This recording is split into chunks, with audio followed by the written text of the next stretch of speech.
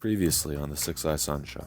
Here's the elevator pitch. It's a choices matter game with rhythm game elements about anthropomorphic dinosaurs contending with the revelation that a meteor will crash into Earth and cause a world-ending catastrophe in a little under or over a year.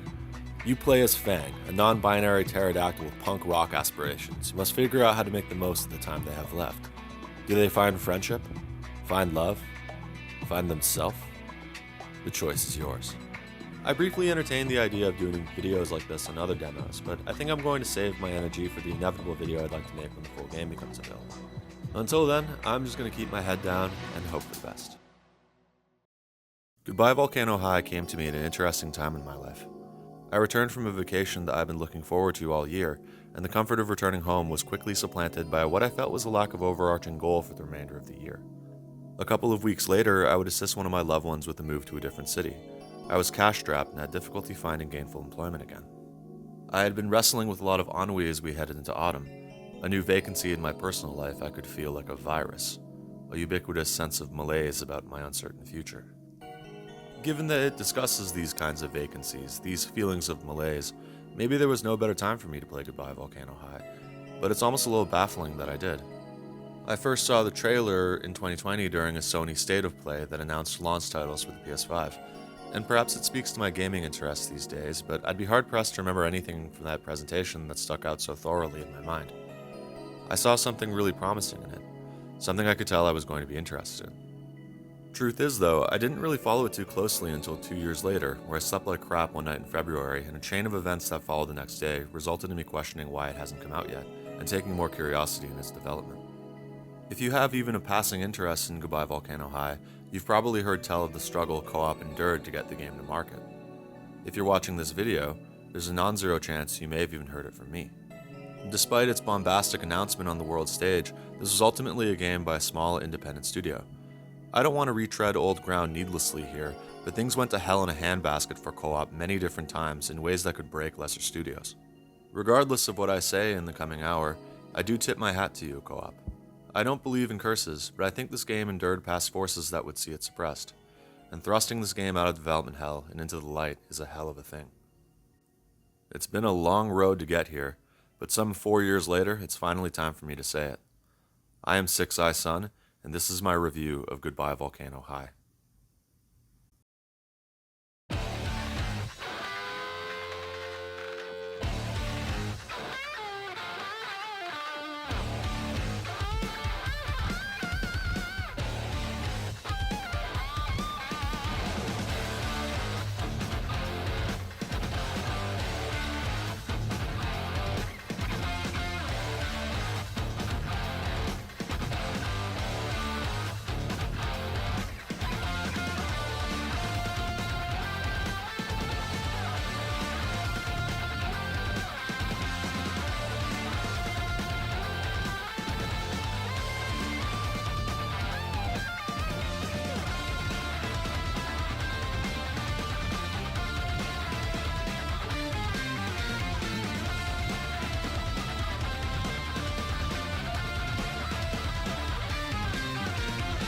It's about community.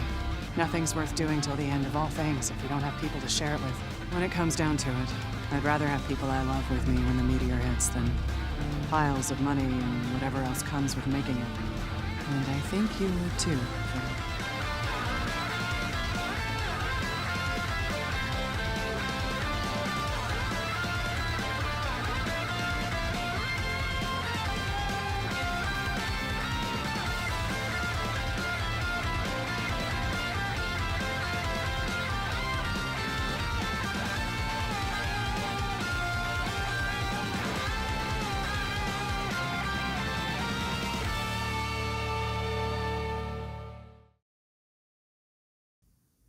Old heads to the channel might know that I like to start off my reviews with a bit of housekeeping.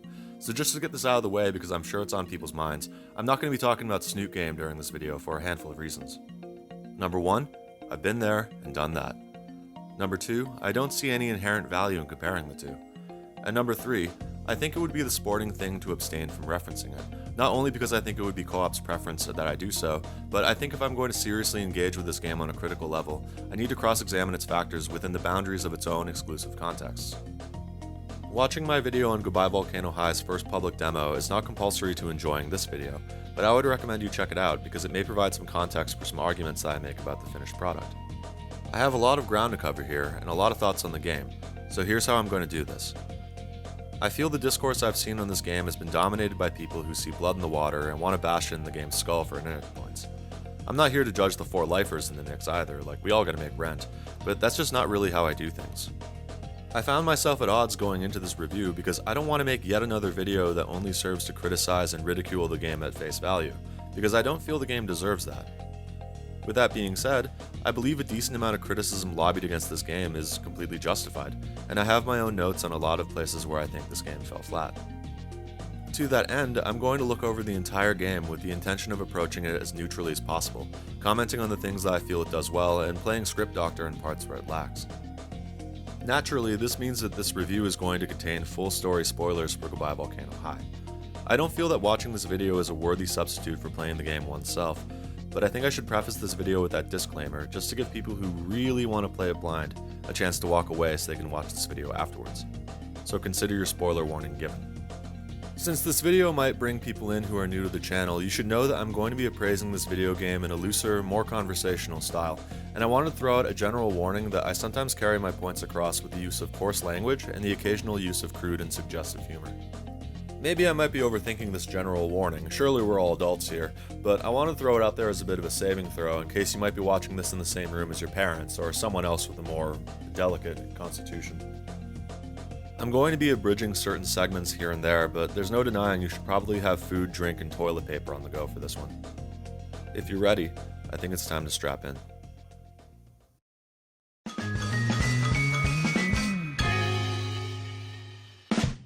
Alright, so I covered a decent portion of the first chapter of this game in my video about the first demo. I don't want to retread old ground needlessly in this video, but I will give you a bullet point summary of the things that happened and take note of things that have changed or improved in the final product. So we begin the story with several anthropomorphic dinosaurs congregating over a fire, contemplating whether or not to burn a yearbook. When you make your choice, it takes you to 8 months prior. We are Fang, no last name given, and we're priming up to send a demo off to LJ, someone with sway in the local music scene. At this point, you're given the option to pick between different lyrics in the song from a selection of different choices, and the song that you write here, Begin Again, is the one that you play in the following rhythm section, lyrics and all. I've recorded it a couple times to be sure. Pretty cool attention to detail. I'm a little reticent on the idea of going in depth in regards to critiquing this game from a musical perspective, because I've never been much of a music critic, but I think it's an important thing for me to at least attempt, since a big draw of Goodbye Volcano High is the soundtrack. To that end, I quite like Begin Again. It's a nice, tentative little ballad that I think sets the stage for Fang's character. So we send off the demo, hit up the group chat, text our best friend Trish, have a repartee with our little brother Nasser, and we hit the road as LJ responds, much to Fang's surprise, that she likes the demo. We hit the ground running to school, meeting Trish for the first time. She's returned from a nature intensive with a focus on entomology. She spends no small amount of time ranting about it, and I think it's here that I should take another pause to briefly acknowledge how the lip syncing has improved from the original demo. It, as well as other clunkier animations, were a big gripe of mine upon reviewing the first demo, and I think it's come fairly far ahead of where it was. We go to class where a conversation with Fang's bandmate Reed ensues and is promptly thrown off balance by teacher Mrs. Roberts. A conversation about future career paths is initiated and ignored by Fang drawing a logo for their band, as well as phone interference for the entire class. Fang has a talk with local keener Naomi that you can opt out of if you're a total monster. She's a bit accidentally condescending, but she clearly means well. You know what? Fuck this. I'm tired of recapping something I already talked about. Fang plays a song for Reed and Trish that they wrote over summer break. The pair don't share their enthusiasm for the LJ situation. The scene is staged far nicer than it was in the demo. They changed some line reads that I hated. Everyone cheered. Moving on. Toward the end of this conversation, you make a choice that will determine whether you get extra dialogue with either Trish or Reed. I'm in the latter camp. You get an interesting insight into Fang's attitude towards Trish's new friend and colleague, Rosa, being rather dismissive when mentioning her by name. We also get to find out more about Reed, spinning a childhood predilection for narratives and conspiracies into a love for L&L, and especially DMing. It's pretty cool. I knew a guy in college who went in hardcore on D&D stuff, and I could see people who had friends or acquaintances with similar passions really liking Reed. Regardless of who you spend time with, a meetup with Stella and Sage, our story's erstwhile those two guys ensues. Here, have a cookie. I made them this morning. Wow, I really need this right now. Aw, there's a secret ingredient. It's lavender. Or is it? Is it? What did you do to my drink? They ask Fang what they were up to all summer, and Fang responds that with Trisha at bug camp and Reed doing something nebulous and unknown, they spent most of their days playing music all alone. Stella opines about doing tarot as a hobby, Sage, baking. Stella offers to do a reading for us, and you get a choice of 3 major questions Fang can ask themselves, and a 3-card draw for each question. As far as I know, Stella's reading is unique for each of these questions, which I think is pretty cool. Fang leaves for home, and we find a letter from their mother, Sabah, in the fridge, which includes several points of interest. Fang and Nasser's parents are on vacation, hence why we haven't seen them so far. Fang is dead named by their mother, which is a source of tension in their relationship. Fang and Nasser have a cousin named Amal, who is relative enough to the city to be called upon if the pair need anything. And Sabah seriously needs to fuck off with the ellipses. Naomi and Nasser are working on something in the living room, and Fang's surreptitious snack run is interrupted when they drop something, forcing them into a conversation with Naomi when she expresses interest in their band and potential pictures for the yearbook. This alerts Nasser to the fact that Fang is auditioning for Battle of the Bands, which causes some friction between the siblings when Nasser challenges Fang on whether the money they get from graduation would be best used on band-related shit. It's an interesting scene. I enjoy the little insights so far. There's some degree of tension between Fang and their family, their parents being out of lockstep with Fang being non-binary, and their brother being supportive of his siblings' gender orientation, but too trapped in his parents' other perspectives to be unconditionally supportive of Fang's larger dreams. We've seen Fang being a little dismissive of Nasser, in a way that older siblings can be towards their juniors, but this conversation suggests this may be evident of a larger conflict between the two of them. We'll see if it pays off. For now though, we have buttons to press. Fang ends up getting roped into performing for Nasser and Naomi, which gives us our first rhythm section that we haven't seen in a demo, a solemn piano song called Won't Forget. It's fine. I have not and will not drink of the poisonous well that is TikTok, but I understand someone named Olivia Rodrigo released a song there one day that took off, and I think it's of similar caliber. The couple times I played this section, it struck me as being very Adele by way of TikTok. I don't know. I'm not going to call my parents about it. Lachlan Watson, Fang's usual voice actor, provides the vocals here, and I think they do a lovely job. It's produced in a way that suits the lo-fi vibe of the situation. It's a good vehicle to give us some FaceTime with Nasser and Naomi, especially Naomi, but yeah, that's about all I can say about it really. It's a fine song, but it isn't exactly on par with something like Smooth by Santana featuring Rob Thomas and Matchbox 20. Nasser seems to give a little back after this performance, says that Fang has the touch and that he recorded the performance and asked for permission to send the video to their parents. You can agree or not, and Fang takes their leave to retreat to their room. A quick section follows where Rosa gets inducted by Trish into Fang's group chat, which does a good job of illustrating Fang's ambivalence towards her, but it does bring to mind a gripe I have with this game. Fang does a lot of texting, and I wish we had more to do with it. I had a handful of issues with Catherine, but one thing I really love about it was the way it utilized your downtime between the main puzzle segments. You get texts from the people in Vincent's life, you can construct how they're sent through a series of preset responses, and it has a tangible impact on both the character you send them to and Vincent's own morality. And time passes whenever you text, talk to someone, or sit down in another seat, so it pushes you towards making the most of these sections before everyone leaves the bar and you have to fuck off to the next level. I think it could have been really cool to end each night in Goodbye Volcano High with the option to have Fang text people like this before the story hits its next beats. Gives you a way to score extra points with different characters without giving you the freedom to outright farm affection, which I'd really appreciate, especially since I thought Sage, Stella, and Rosa in particular were hard as fuck to get on the right side of. They even have something resembling a way this system could work, they have it on display with the whole songwriting mechanic. Like I said, it's a small gripe, but I don't think I'm crazy for feeling like not using a system like this, or something like it, is a missed opportunity. I think it would have been a really cool way to expand our relationship with each of the characters, got to know Fang a little bit more through it, caused a way to delineate sections of the story. Cause guess what, there's no real marker that tells you when the story is leaving one chapter and entering another. You only have your achievements to let you know when you've completed a chapter, and my recording software didn't catch a couple of those notifications. So I'm trying my best to make up the difference by poring over my footage and looking at certain contextual clues in the achievement thumbnails. Achievements that might not even load are your sole indicators that this entire game isn't a singular slide all the way to the finish line, which is rough, especially given a couple of factors. Things being formatted in the form of delineated episodes and chapters are important in the games of this genre, because at least theoretically, your autonomous choices come with a degree of consequence that may impact your experience in future episodes. You also have no other way to backtrack through or manually select each chapter either, so if you fuck up at some point, I just hope you feel strongly enough about that choice to weigh whether or not you want to start the whole game over from scratch. It didn't really have to be that way either. I think a lot about how Life is Strange handled the same issue. You can start the game from any chapter you like once you've beaten the story, but the jag is that it will randomize whatever your character chose to do in the major and minor choices you had to make leading up to that chapter. I could see a similar thing working in this game. Maybe it completely randomizes your RVs with everyone? I don't fucking know. Why am I getting so worked up about all this crap? Anyway, be a dick to Rosa or don't, but phone interference prevents you from getting to know her better. Fang seizes the opportunity to get food with Nasser, during which we talk to him about Fang's parents. They apparently haven't spoke to Fang since they left a week ago. There's a light address of Sabah's dead naming, and Nasser suggests that Sabah has called Fang by their name in the past, although Fang points out that their parents undermined their music as well. Nasser brings up some concerns about how he's being treated, but Fang leaves before we get to hear more of it. Fang watches a news report in their bedroom, informing that an asteroid is to be blamed for the recent issues with electronic devices. A conversation with Reed and a blackout ensues, but a message from an unknown number prevails, informing us that Fang has a secret admirer, a major subplot through this game's story. Fang doomscrolls tweets about the recent threat to the atmosphere, and the chapter ends. Not a bad way to kick things off, I don't think. We've been introduced to our main player and their friends. We see Fang is passionate about music, has an interesting relationship with their brother, a strained relationship with their parents because they make Fang feel unheard about their gender presentation. They feel a little cagey about their best friend's new friend, and we establish the main threat. The asteroid, that is, not Rosa. All in all, not too bad. I like these other guys too. They seem like a nice group of kids. I think this game is starting off on the right foot. I have some problems with the way UI is handled, and I think this game could have benefited from us having more agency in texting our friends, but at least from a story perspective, I have to say so far I'm pretty intrigued. I think that's the most anyone can ask out of a first chapter of anything. Let's see how Chapter 2 handles.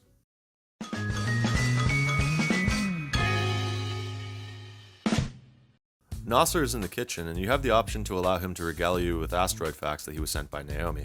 He's clearly pretty freaked out about this whole situation, which is compounded by him listening to news reports on the radio the next morning when he drives Fang to school. If you pry, you'll find that at least part of this is spurred on by him being worried about a speech he's going to make at an assembly today. You can give him some advice or leave well enough alone to the benefit or detriment to your relationship with him, but I do like helping him out. I find it charming that Nasser is a little neurotic, and maybe it's just the cortex in my brain that formed when I became a big brother myself, but I find it hard to resist trying to help him ease up a little. Nasser is voiced by Abe Bueno Jalad, sometimes credited as Abe Martel, and I think overall he does a great job. Nasser has a playful personality, but he can be prone to episodes of anxiety, and I think Abe Bueno Jalad does a great job with both sides of this character. Fang meets up with Trish and Reed and gets a text from LJ that confirms her interest in hearing a new song for the audition. Fang summons the pair to the roof to figure out the battle plan, but Reed and Trish are understandably a little preoccupied by news about the asteroid, worrying about everything they're doing being for nothing. And I don't know if it's a commentary on millennials and zoomers being so attuned to insane bullshit happening, but they appear to be the only ones. Like, did you peep those background shots of everyone milling around earlier? Anyway, Trish seems pretty stirred up by this news and has trouble focusing on the meeting proper, especially when she has so much on the go already. It falls on Fang to try to arrange it all, and Trish leaves. Reed, sensing the need for a heart-to-heart, asks about why Fang's been so intense with the band stuff. Taking a more pessimistic view on the subject reveals that Fang felt both alone and trapped with their family. Reed, much like myself, expresses how strange it is that nobody seems too bothered by the implications of this recent news, and relates Fang's recent passion for music to his for L&L. Anyway, it's time to assemble. If you go grab a seat with Trish, you'll meet Rosa for the first time as well. I do really love how many opportunities this game gives you to be cruel to this poor girl for absolutely no reason. Maybe later it'll give me the option to flip off a kitten or send a mean text to my mom. Naomi takes the podium, asking for people to join the yearbook committee. You can shape Fang's opinion of her a little more before you see Nasser's speech, the speech changing a little depending on your approach with him earlier. Stella and Sage meet up with Fang outside, and after Stella talks about how she wants to give a hand job to Fang's brother, Naomi pulls up to the squad and suggests they join the Junior Engineers Club. She apparently wears a lot of hats. While I reflect upon how exhausted Naomi must feel, a quick exchange between Fang and Stella points out that while Naomi and Nasser are very close, they are not a couple. I found this pretty interesting.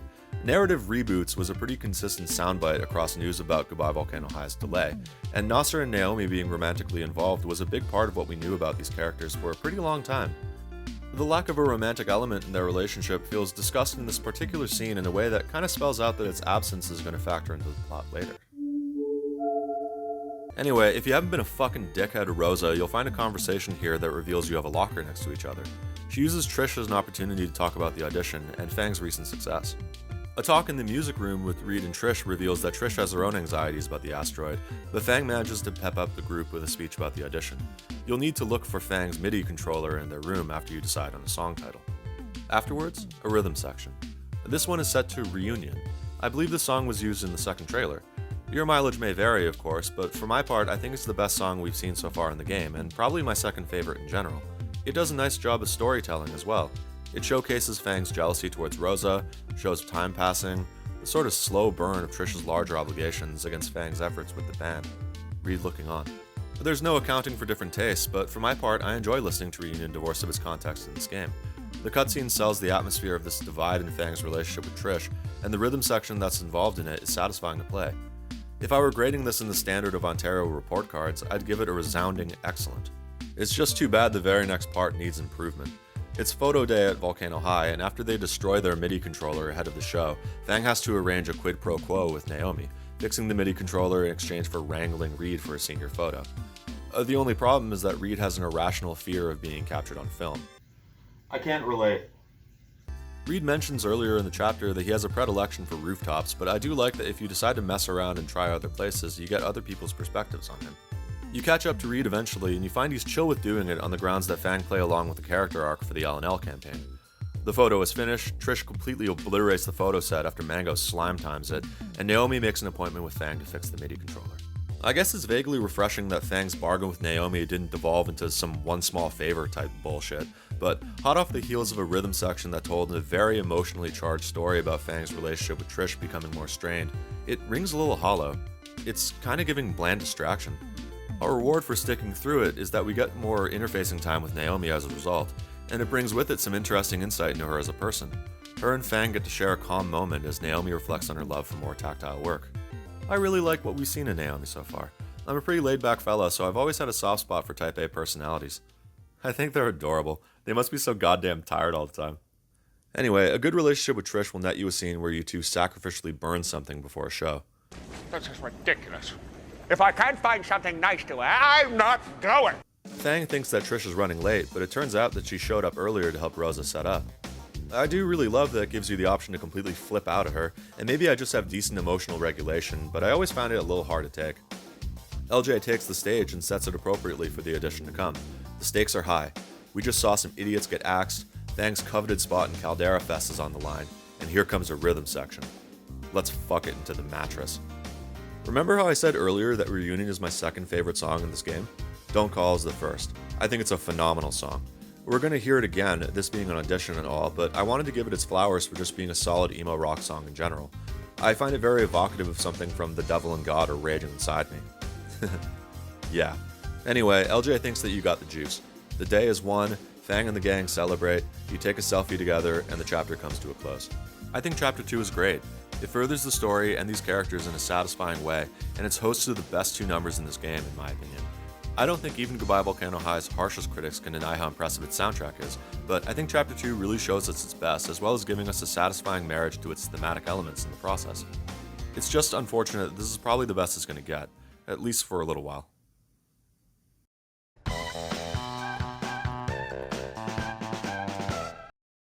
The next day begins with you designing a promo poster for Worm Drama's premiere at the Battle of the Bands. You have a brief talk with Sage and Stella while Fang is putting them up. Stella offers you another tarot reading, but you don't have as much of an impact on what question you ask leading up to it. I'm not sure if it's a scripted situation outright. I pulled the Five of Wands, which has interesting narrative implications, but Stella and Sage dip before Stella has a chance to explain herself. Anyway, Fang has a hot date with Miss Roberts. Taking her class, that is. Why did I phrase it like that? Mrs. Roberts is pressing the importance of meeting the deadline for college applications, but Reed isn't having any of it. Applications for college seem kind of like small change in the wake of incoming global annihilation. This opinion puts him at odds with Naomi, whose opinion is shifted more towards the desire to push forward, get what you give, and stay the course. It's up to you to break the tie, and I'm going to take a second to rant about this because the way it's handled legitimately bothers me that much. Because I think in isolation, this choice is one of the most interesting ones in the game. It certainly beats out whether or not we be an asshole to some girl who doesn't deserve it anyway. We have a threat in our hands with apocalyptic implications, and we're being thrust into a direct question of what kind of person we are. Do we embrace the suck, or do we push forward? In a different visual novel or choice and consequence game, I think this choice between what outlook our protagonist adopts towards the situation could have been a pretty make or break one, but as far as I've seen or saw it, it just impacts your RV with Reed or Naomi. And I can appreciate that Fang isn't as much of a blank slate as someone like Max Caulfield, but I feel like this choice could have lent itself to developing their character in a more interesting way. Maybe embracing Reed's brand of doomerism might have slightly restricted their ability to console Nasser about his own anxieties. Maybe it could have inhibited your ability to pick more optimistic options if you didn't hit them fast enough. And by the same token, maybe subscribing to Naomi's brand of full tilt, full-time optimism and drive might have made Fang stick their head in the sand about the asteroid or cut them off from more depressing dialogue options, even if those same options are the more realistic ones in the long term. I mean, make it fucking anything, but only having it impact RV shit is boring, and I think it cuts the potential for something really cool at the tendons. Anyway, pick whatever you like. Miss Roberts downplays the seriousness of the situation, Reed adds you to his LNL group chat, Naomi gives you a pep talk about LNL, and Fang awkwardly slides out. Nasser texts us, and it seems he's a little pissed about the posters he's seeing around campus, but he can kick rocks because it's time for us to meet up with Trish and Reed. Everyone's in pretty high spirits after we took the W with the audition, but Trish gets stressed out when she discovers her Anacophora mango is gone and left her backpack full of lemon-flavored lube. So we gotta press pause and practice and do some chin checking. Or maybe more like bin checking. You find mango in the garbage after you talk to some people. After you inevitably fail the surprise rhythm section, the day is won and Fang returns home.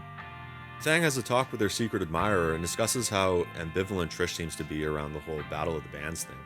They give Fang a little pep talk about the situation, and a shared interest in an anime series is revealed. Fang writes down some lyrics, inspired by their talk. But Nasser is pissed. He's had to pull down all of Fang's posters out of fear of reprisal from the school. Lava Java serves booze after 5, and advertising such a venue to high schoolers is frowned upon since this doesn't take place in Europe or Canada. A lot of tension between Fang and Nasser comes to a head in this confrontation, regardless of if you're on good terms with him or not. You're railroaded into saying some pretty ugly things over the course of this dialogue, and if you were being nice to and supportive of Nasser this entire time, it's kind of painful to watch. Yeah, but fuck that, let's go roll some dice. The central thrust of Chapter 3 mainly deals in this LNL campaign, where you play with Trish, Naomi, Sage, and Rosa, with Reed DMing, of course. Much like playing D&D in real life, I find it, generally speaking, to be a slog, but a worthy endeavor, at least for now, in the name of getting closer to friends you might not otherwise talk to. Indeed, it provides a good opportunity to get closer to Sage and Rosa if you indulge them in what they want to do and come through for them. It also has a series of little touches, the characters being rendered in a completely different art style, every character's dialogue being represented in an Okami-style sound font, the occasional interjection to Reed's narration, Fang's OC looking like they ran train on a Hot Topic. I don't know. Maybe at this stage of the story they haven't overstayed their welcome yet, but I find the LNL sections a bit too charming for me to dismiss outright. There are apparently variables for each chance you have to roll dice as well, and you get an achievement for rolling a natural 20. I'm not really sure how deep that particular rabbit hole goes, but as I implied earlier, I never really found the minutiae of D&D all that compelling. But during this particular section, you can choose between going to the library if you want to get closer to Naomi and Sage, or the Crystal Caves if you feel like Trish and Rosa. You meet the arc villain at the end of whichever path you choose. I don't know, I'm gonna cut ahead a bit. After you finish up the session, you talk to Reed and have a text conversation with Trish about how she appreciates your help with Mango, and how she feels that, on the course of studying insects, she's on the right track for something uniquely her. Chapter 3 gets drawn to a close shortly after you and Reed finish up. Chapter 3 was alright. Tension between Nasser and Fang came to a head, we did some shit with Mango, we came across another thing about this game that genuinely bothered me, and we have our first of 3 L&L segments. I don't think it matches the momentum that we had coming out of Chapter 1 and 2, but we're batting 2 for 3 so far, and I don't think that's half bad. Let's see how Chapter 4 does.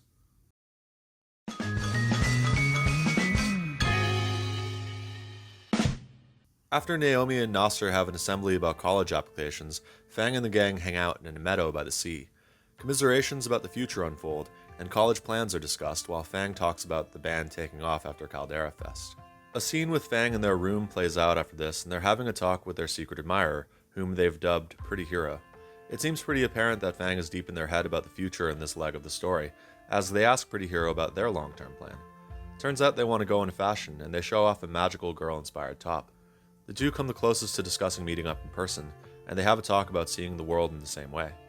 With a newfound confidence, Fang sets into the music room to form a set list for the show, but Reed and Trish are late to the party, Trish entering the room, info-dumping to Reed about the college she's going to. Reed is a little underwhelmed by all of it, and we get another choice about how concerned we are about the meteor. Reed is on task, but Trish eventually dips after Rosa tells her about something happening. Turns out it's a new species of fern that Rosa created, and it's in bloom. They shop around names, and Rosa reveals that it's a part of her college applications. Fang visualizes the process of her plant's relationship to velvet worms to an adorable infomatic, and we dub it the mango fern. Eventually, Trish and Reed dip, and Fang and Rosa are allowed a moment to have a nice talk. Rosa mentions that she's excited to see the band perform, and Fang tries to compliment Rosa's plant as well. L&L night begins, and Reed and Trish are caught hugging by Fang. Trish tells Fang that she wants to pursue entomology as a full-time career, and mentions that she needs to work on a major project with Mango. As a consequence, she needs the Battle of the Bands to be her last show. The rest of the party arrives before they can resolve this emotional issue, and another L&L segment begins. You gotta choose between going to a swamp or a desert, but remember when I said earlier that the L&L campaigns haven't overstayed their welcome yet? Well, I don't think putting two of them back to back is going to help their shelf life. It's a nice way to discuss Reed's anxieties about the asteroid impact, and he was the only person who didn't really discuss his plans after school at length, but I just wish he did in a way that takes me out of the story less. I'm grateful there's only one L&L section left, because it would become a little tempting to use them as interstitials to discuss other things about the game. And if there's one thing I can't resist, it's temptation. So let's take a second to talk about this game's rhythm sections. The rhythm sections are a pretty common point of contention across critics of this game, with people pointing out that their existence is pointless and may as well be relegated to a larger cutscene anyway. I think if I turn my head and squint I could see the argument. It's absolutely true in its face. Your aptitude in these rhythm sections is not linked to story progression in the least, so if you wanted to use the rhythm sections as a time cushion so you could take a piss or grab a snack, there's absolutely nothing that's stopping you. With that said, at the risk of getting close to espousing a controversial opinion, whenever I see the arguments about the rhythm sections being pointless, I find myself having difficulty agreeing. I voiced in my video on Goodbye Volcano High's first demo that I didn't like the idea of having my access to the rest of the story stonewalled because rhythm games as a whole aren't really my cup of joe. So while I think they could have done a lot more with the formula they're working with, and I think including fail states could have been cool as a means of establishing potential branching paths, I don't personally have a larger problem with the rhythm sections being a more ornamental part of Goodbye Volcano High's gameplay loop. Maybe I'm going to show my age here, but I'm totally alright with more games including a Super Weenie Hut Jr. difficulty setting. Like, I don't always want to come home from work and get my dick kicked in by a game I'm playing, especially not one with more of an explicit focus on story than on gameplay. Like, I didn't go into this expecting an SMT or a Hotline Miami, although a crossover between Goodbye Volcano High and either of those games would be cool. Besides, I find as they are that the rhythm sections are satisfying and fun to play. If someone doesn't want to engage with them out of indignation for them not being consequential, I think that's more on the player than on the game. Alright, I think that's my 2 cents on the rhythm section situation. Let's see where we're at in the L&L section. Oh, Jesus. Okay, I think we have enough time for talking about flashbacks. If you haven't been a total dingus to everyone at this point, you should have access to a full series of flashbacks that show off different character interactions that we don't get to see as part of the story proper. They're all portrayed through a series of unvoiced comic-style vignettes. I like this idea a lot. I think it's a pretty shrewd way of developing characterization and relationships between characters that we might not otherwise be exposed to, being behind the wheel with Fang. My problem is that there's just so few of them. It strikes me as a little odd that you'll have all the flashbacks available that there are to see by the midpoint of the game, especially since I'm not convinced they're very labor-intensive to make, and they could have done a lot more with the format. Just for a start, I would have loved to have seen a flashback where Stella tries it on with Nasser. Reed mentions working with his brother's delivery service. Maybe he could have delivered a package to Mrs. Roberts that she's really cagey about. We could have developed LJ a bit more by exploring Rosa's working relationship with her. And that's just off the top of my head. Like, there are a lot of different ways that these characters could have been explored. If not by the story proper, then certainly with this more lo-fi format, and I think it's a terrible shame that this wasn't expanded upon. Anyway, that seems like a good place to stop going on a tangent about the game's other features. Like I said, we do have another L&L section to get through. When the game finishes up on a suitably ominous note, Trish seems dismissive of further inquiry about the talk we had before the session, and a news report suggests there's going to be a higher range of impact than previously projected. A cutscene plays out to the song Can't Get Out. Everyone indulges their passions in the wake of this news, and we get to be let in on a little dramatic irony when Naomi is revealed to be designing clothes. I'm a little curious about why this isn't a rhythm section, but I guess taking in a montage of time passing and character development without having to worry about anything is fine too, especially since there was a lot going on during that scene where we played through a reunion. After the montage ends, so too does the chapter. I think compared to the chapters before, this one was pretty boneless? It was very focused on the gang trying to figure out their shit in case the asteroid didn't hit, which I liked, and I thought Fang's talk with Pretty Hero was cool, but I don't think the L&L segment is doing anyone any favors here. It kinda seems like we're on a bit of a downturn at the moment, which I think is a shame since this game was off to a pretty strong start, but let's see if Chapter 5 blows the wind another way.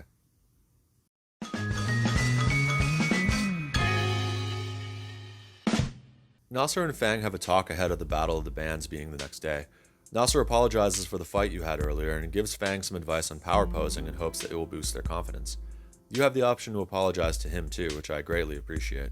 You get an invitation to meet up with Trish to walk to school, and it's formatted like a songwriting segment where you pick from a variety of choices about Fang's opinion on the matter. You can parse out some pretty cogent opinions on the scenario if you do. Trish comes through with Rosa, and eventually they ask about Pretty Hero. Fang later calls out Trish on the fact that they weren't expecting Rosa to be in the mix before they leave, and asks if they can eke out some time just for the two of them. Trish remarks about being busy, not really going out of her way to make time for her best friend. Not very friendly of her. I want you to keep this in mind, but more to the point, I think it was around this point in the story where I questioned why they didn't just opt to make Trish and Fang exes. Like, go with me here. Does anyone else find it a bit odd that the two of them just didn't talk all summer? I don't know if these kinds of summer intensives involve confiscating one's phone for the entire season, but I think that's the only way I could really parse not making the decision to text one of your closest pals for months at a time. I could totally get that, approaching the issue as a redacted your old man, but these guys are youngins. Youth are more plugged in than ever before, and more to the point, I think Fang has spent too much time navel-gazing about how alone they've felt all summer to not have attempted to reach out. People find passions, they grow up and they grow apart, but I think that having Trish and Fang be exes would have been a good way to solve for X in terms of how much distance has grown between them in just 2 months. I don't know though, maybe I just ship them. Fang gets a text from Pretty Hero at the end of the night to mention that they'll be at the show. But shortly after, it's the show. I can't shake the feeling that I might have missed something, but Fang processes their anxiety about the show with Nasser and the band, and some reaffirming conversation is had before we cut to Lava Java. Rosa, Stella, and Sage showed up to support. Naomi too, but Fang departs before they can talk to her as well. Some dialogue pops up between Worm Drama and their opponents, the Swamp Babies, and one of their members suggests that Fang joins them as well. Nasser gives you one last pep talk before you go on stage, but rolling blackouts interfere with Swamp Baby's set and with yours. But eventually, you gotta face the sound. There are back-to-back rhythm sections during the Battle of the Bands. 12 o'clock, where Fang performs an acoustic solo set, and a more challenging redux of Don't Call. I like 12 o'clock. It reminds me a lot of Lana Del Rey, and it feels distinct and produced enough that it doesn't have TikTok-y vibes in the same way that Won't Forget does, which is kind of funny since it's set during a live performance, but whatever. Don't Call follows it, and I appreciate they use a version of the song that was played during a live show in Meatspace. It's kind of fire. I know some people might take the piss for using the song again, but I'm not going to question why they're choosing to play a song that they were rehearsing earlier. It's cohesive, you know? And I gave Don't Call a hand and a mouth earlier for being my favorite song in the game, but I do really like the mise-en-scene it accompanies in this scene in particular. It sells a bevy of emotions from a spectrum of the characters involved. The power comes back on, and Trish and Reed are going to back us up. Fang doesn't open their wings, but Nasser is astonished at them taking flight. If the few scenes of Naomi working on designs didn't spell out that she loves Fang, her eyes and smile will be your spies. LJ approves. Trish is nervous, but elated. The battle has been won, but Trish says that she can't tour during the summer, and says that Fang has never tried to ask about what Trish and Reed wanted, which feels like an odd sticking point at best. Like, Trish spelled out for us earlier that she wants to do entomology. She said to us point fucking blank before LNL that the battle would be her last show, and she might not have given us an opportunity to discuss it further, but that doesn't change the fact that we, address this shit. Trish even brings up doing Caldera Fest as a solo act, and it's hard to deny that's a fairly cogent possibility for Fang. Maybe I'm just a stupid idiot, but it makes a sort of sense. Fang and Trish argue, and Trish begins to throw out when Fang has had her back ever. And even if you don't go out of your way for Trish at all, the situation with Mango escaping is unavoidable, and Mango is both a treasured pet and a key part of Trish's college application. You don't get an opportunity to have the last word one way or the other. Reed leaves shortly after Trish. I suppose the second act breakup is kind of an inevitable trope, but it doesn't feel earned here because this argument between Fang and Trish feels like it's built on tenuous foundation. Fang is in the wrong because they knew Trish was taking a break after Battle of the Bands. Trish is in the wrong because Fang's been a good friend to her in every way that mattered, and at the expense of their own ambitions. And Reed is in the wrong because he's just sitting on the fence as if his role in all this is inconsequential. This whole blow-up, this whole fight, it just feels like some plot-by-numbers shit. At best, it relies on us not really paying attention, and at worst, it hopes that we ignore information that we've learned. There isn't an excuse for that. Fang gets roped into a conversation with Sage, Rosa, and Stella. You also get a text from Pretty Hero, who asks you to meet outside to congratulate you in person. You can leave her hanging and hang out with your 3 friends longer, or cut out immediately. Regardless, the thread of Pretty Hero's identity comes to an end. It's Naomi. I think even before that cutscene where we see her working on clothes, most people with eyes that can see would have seen it coming. And I do love Naomi, but I did find myself thinking about the story implications of it being Rosa instead. I mean, with Naomi, it's an open and shut case. Obviously, I'm going to pick romancing her over not romancing her. She has a cute bob, she wears glasses, she's single and ready to tingle. But Rosa?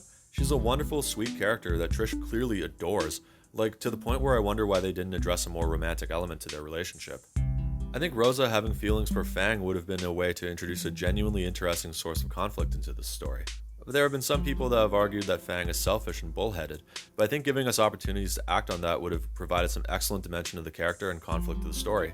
After Trish ran out on them, Fang is given the option to make a move on the girl Trish has been attached to the entire time. I mean, you can't tell me that wouldn't put some tiger bomb in this story's nuts. I do love that Fang stays winning and their relationship with Naomi is so supportive, but maybe if things with Rosa didn't come to fruition, maybe Naomi could be waiting in the wings. I guess I can't help but go to Tales of Symphonia, where the ending you got was based on who you chose between the 4 party members who like you the most in the final hours of Disc 2. Regardless of how I feel about this situation, Fang isn't really ready in the wake of arguments with the band to parlay romantic overtures in meat space, and after Naomi absolutely breaks my heart, Fang reunites with Nasser, the power goes out, and the siblings bear witness to an aurora borealis scorching the sky. The impending crash is now undeniably real, and it's knocking at our door. So ends Chapter 5. Lots of highs and lows here. On one hand, everything with Trish and Fang at this point is such a nothing conflict that it makes me feel stupid by proximity. On the other, the rhythm sections were really fun, and the emotional beats they hit were really great. I'm also happy we got to see Fang hash it out with Pretty Hero. Pretty solid.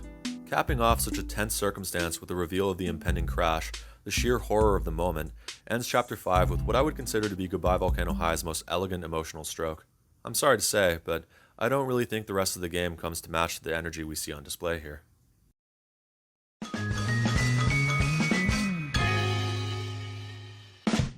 The Aurora is a permanent fixture now. A mandate to suspend classes indefinitely is posted on bulletin board. The school is trashed with graffiti and silly string, and Naomi still presents a speech to the more studious few. I think a real strength of Goodbye Volcano High is its ability to set atmosphere through its environment, and I think it's played incredibly well during this cutscene. A cutscene plays out as Fang sings Going Away, and they have a talk with Reed, confirming that they haven't spoken to Trish since the show, and that Reed feels listless about continuing the L&L sessions. LJ takes Fang to task for not being in tune with what their friends wanted, and objects to their idea of going solo. Rosa also mentions that Trish still loves them, and as the song ends, Reed sends a message to the group chat, telling them that it's time for the final session of L&L. This one is entirely focused on fighting the final boss of the campaign, thus it's more on rails than the ones that preceded it, but your relationship with Nasser as well as which characters you empowered by whichever quests you went on will have some impact. God, what else is there to talk about? Feather, I guess? The menu that pulls up when you press start includes a social media app that's Goodbye Volcano High's answer to Twitter. And yeah, I consider myself an ally, but I'm dead naming that stupid app. Bite me. Anyway, Fang's peers post in it every now and again as you advance through the story, and I do appreciate how it's a little thing that provides some context for the world around us. A patch after the game's release would include profile pictures for each of the accounts, and I like that some of them are characters that you can see and talk to in certain sections. Not much else to say about it, I just think it's kinda neat, and I'm happy that they included something like it, even if it's a bit of an incidental detail. The pause menu also includes photos that you get as you advance through the game. It's impossible to get all the photos through a single playthrough though, so not only will you need to replay the game if you want to get 100% completion, you might need to do it upwards of 3 times because some of the photos are mutually exclusive and have some pretty exacting criteria based on relationship values. And you might look at the orbital RV chart at some point and see Fang's 7 friends, and you might think you only have to track how your choices affects the RV of 7 characters, right? Well, wrong. There's an 8th. Your choices also have an impact on Fang's level of self-confidence, and if it isn't high enough by the Battle of the Bands in Chapter 5, you lose out on an exclusive photo. Fang's self-confidence isn't abstracted by a diagram like the orbital chart, it's functionally a hidden value, so you have to keep that in mind as well as trying to satisfy whoever else. If you want all the photos, you have to be pretty committed to the bit, that's all I'm saying. I don't know if I went into detail about the soundtrack yet. It was a collaboration by Dabu, the in-house audio director for Co-op, and Brigitte Nagar, also known as Comin Holly, an indie musician from Montreal. I think they did a phenomenal job in the soundtrack. The songs in the rhythm sections are all great, and I'm also a big fan of the more ambient songs that play between bigger story beats. I join a legion of other voices when I say that the soundtrack is, by a very large margin, the best part about this game. Anyway, I think that's it as far as things outside the main story that I haven't touched on yet. The final boss is beaten, but it's not exactly a triumphant victory for our heroes. I'll let Reed take it away. And that's it. Behind you, the portal closes, sealing yourselves and Braxis away. For a long time, you drift through the void. dreaming. You see glimpses of memories, happy moments, loose ends you never got to resolve. Eventually, though, you start to lose grip. It becomes too hard to hold on to yourselves in the tempest. You have to let go. And so you do. You all, one by one, let yourself go in the portal. I wish I could tell you where you end up, but I don't know. I like to think it's somewhere nice, though. What I do know is that the world you left behind was saved. People will live and die happy lives, in peace, because of what you all did. They won't remember you, or even know you existed. But they'll be there because of you. Beyond that, though, I'm not sure. My guess is as good as yours. That's it. The end, I guess. So, Reed is voiced by Mark Whitten, and fuck me does he do a good job. I think Reed is the most consistently well-acted character in the game, though Naomi is a pretty close second. I really appreciate that at least the L&L stuff had a payoff with being a way Reed is processing his feelings about the impending crash, because this monologue was so sincere, powerful, and brilliant that it almost made the L&L stuff worth it in the long run. Almost. Chapter 6 comes to an end just as everyone leaves from the campaign and Fang gives Reed shit over the ending. Oh, fuck me, I don't know. I tried with the L&L stuff. I think it's a cool idea in theory. I like some of the things they did with it, but I just don't think 3 of them was necessary. I think Reed is an incredibly convincing character. I just wish I didn't find his biggest passion so tedious. The L&L segments in this game catch a lot of heat from critics for being padding, and while I think it serves the larger narrative, and Reed as a character a bit too much for me to say the same, I'd be remiss if I didn't mention how grateful I am to not have to play another one.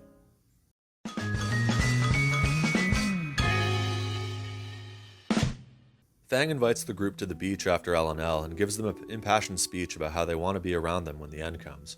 LJ texts Fang to let them know that Caldera Fest is cancelled because of the impending disaster. She urges Fang to rely on their friends and tells them to take care. Fang tells them all the news, but takes a measure of solace in that they're surrounded by their friends. Naomi, however, snaps about the situation. In spite of people trying to de-escalate, Naomi's furious about her future being robbed from her, which causes a chain reaction that pisses off just about everyone else. This culminates in Fang telling Naomi to fuck off, and this causes everyone to scatter across the beach. And I really just can't. I mean, this is the softest shit I've ever seen, and I'm a Steven Universe apologist. Like, I get that language changes as culture evolves, and the strength of certain swears is also fairly different across cultural borders, but is telling someone to fuck off really that big of a deal in the USA? Like, if you're an American, please let me know in the comments, because I grew up in rural Ontario, and when I was the age of these cats, I told someone to fuck off 8 times before breakfast. Hang on, I'll make it 9. Doom, do you think you can fuck off? It just seems like so much. They're just so scandalized by this. And I'll concede, given the will they or won't they dynamic Fang has with Naomi, it's considerably poor form that they should swear at her specifically, but I can't be convinced she didn't need to hear it. I love Naomi, but darling, read the goddamn room.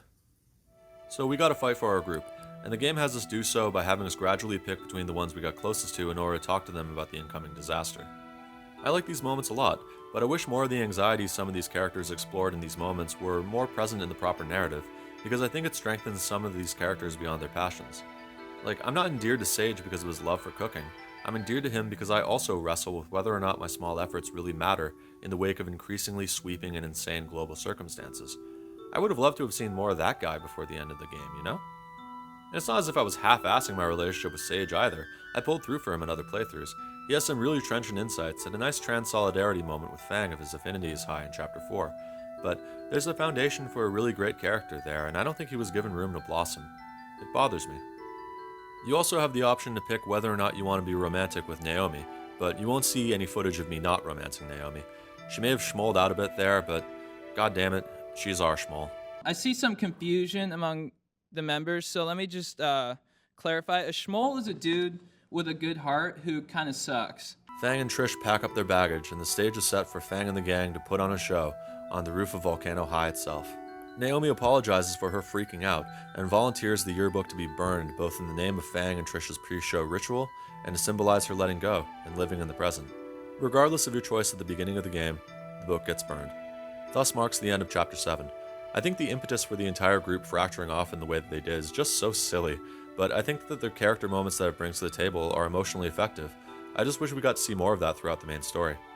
There is a lot of missed potential with these characters, and I think that the way this chapter was handled certainly brings that to the forefront. There were a lot of opportunities to give these characters some more teeth, and I think that they suffered for that absence. And that's a shame because I do genuinely like them a lot. It's especially irritating because we're so close to the precipice now. There's only one more chapter left before we say goodbye to Volcano High for good.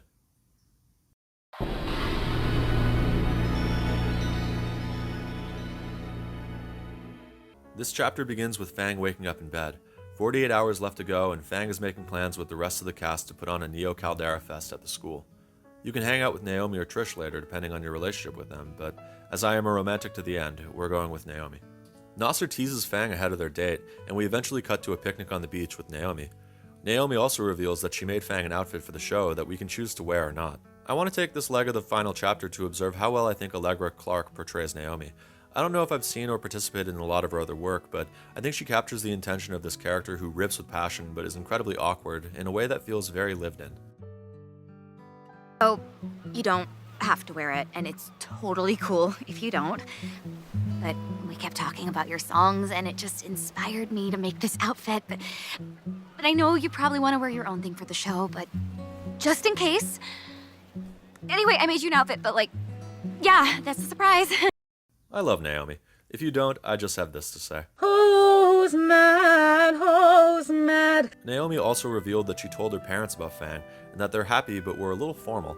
I love that because we never get to meet them in game, but you just know that they're that specific brand of really supportive white people. Some real wish they could have voted for Obama a third time type stuff. This date culminates in one final section where you write a song. Returning home, Nasser appears to be in sour spirits, and when pressed, he reveals that their mother and father will not be able to return home due to everywhere being listed as a no-fly zone. I'm desperately trying not to come off as being cinema sins adjacent when I point out stuff like this, but what? If they haven't come back at all since the story began, that means they've been kicking that can down the road for 8 goddamn months. What were they doing? Let's remember, Nasser and Fang have a cousin nearby, Amal, and Sabah's notes suggest that Amal has more life experience. One would think they'd be asked to come by to do a wellness check or something after month 3.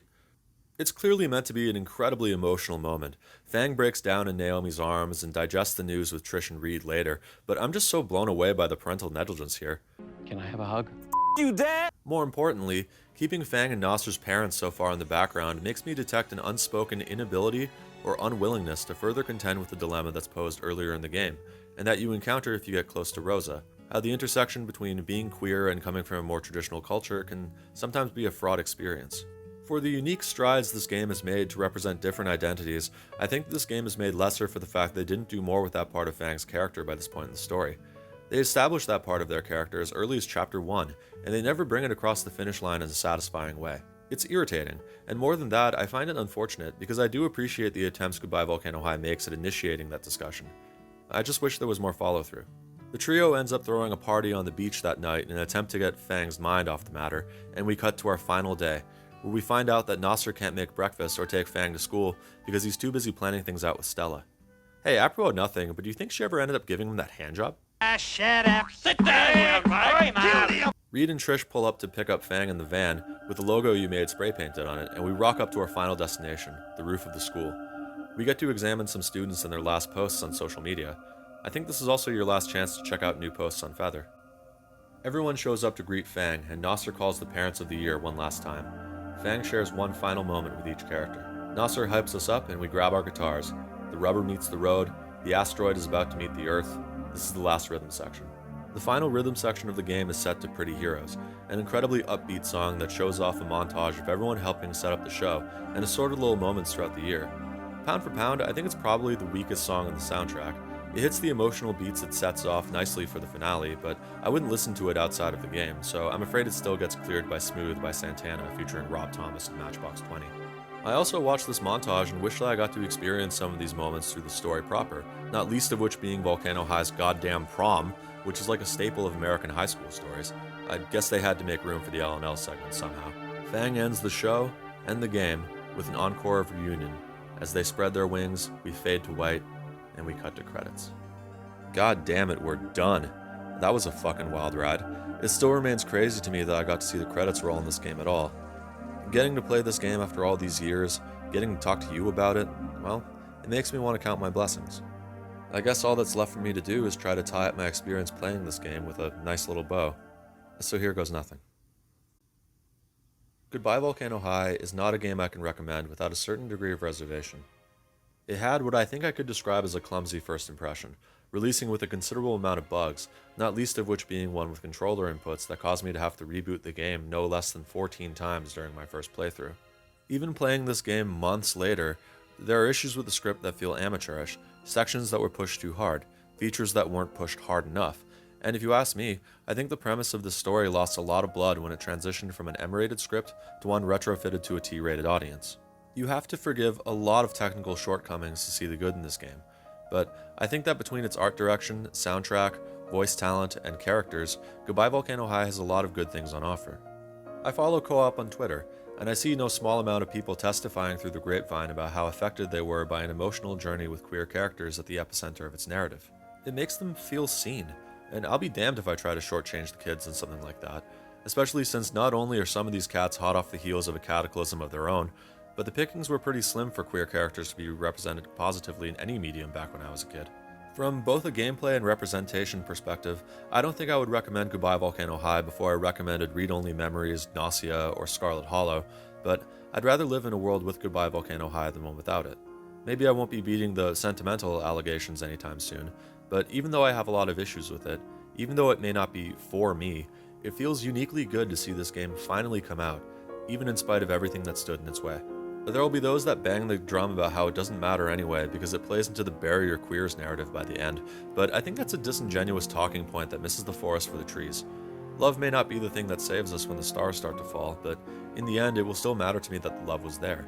Time will come for all of us eventually, but that doesn't mean that the time we spent didn't matter or didn't have an impact on anything or anyone else. I leave Goodbye Volcano High feeling very mixed, but it did have an impact on me. If it didn't, I probably wouldn't be talking to you about it, and certainly not in the form of a video. I don't think at this stage of my YouTube tenure that I have the time or the inclination to do a whole video on a game I wholesale dislike. And I'm not starting here. I don't think I'm qualified to argue whether or not it justifies its price point. My copy was gifted to me by a patron, but I've never been of the opinion that watching gameplay is a worthy substitute for playing a game oneself. So if you're compelled at all by what you've seen, I might suggest putting it on your wish list at least, especially since, well, you just know it'll be on sale for Pride Month. Wait, what the fuck? Whether you're new or old to the channel, if you made it this far, I just want to say thank you so much for sticking with me. I hope you had half as much fun watching this video as I did making it, because I had a ball. I honestly wanted to save Goodbye Volcano High until I had a couple of videos between it and my video on the first public demo, but I found it difficult to return from my impromptu hiatus, and I realized that in order to get back in the saddle, I needed to do something I wanted to do from the jump. Either way, in a perfect world, I want this past hiatus to be the longest one I go on. I want to keep up the momentum, and I think I'm going to attempt a smaller project next, but I can never trust myself to keep a small project small, so, you know, believe it when you see it. I want to give a shout out and dedication to longtime patron and friend of the channel, Night Moves, who gifted me a copy of Goodbye Volcano High so that I could play it and make this video about it. I think I speak for everyone when I say that we appreciate your contribution. Thank you. Anyway, I think that's all for me today, folks. You know the score. Hit me with a like or a subscribe if you want to see more. I can be found at 6iSon on all platforms, including Patreon and Ko-Fi. Wink. Anyway, I hope you enjoyed. Take care of yourselves, alright? I'll see you soon.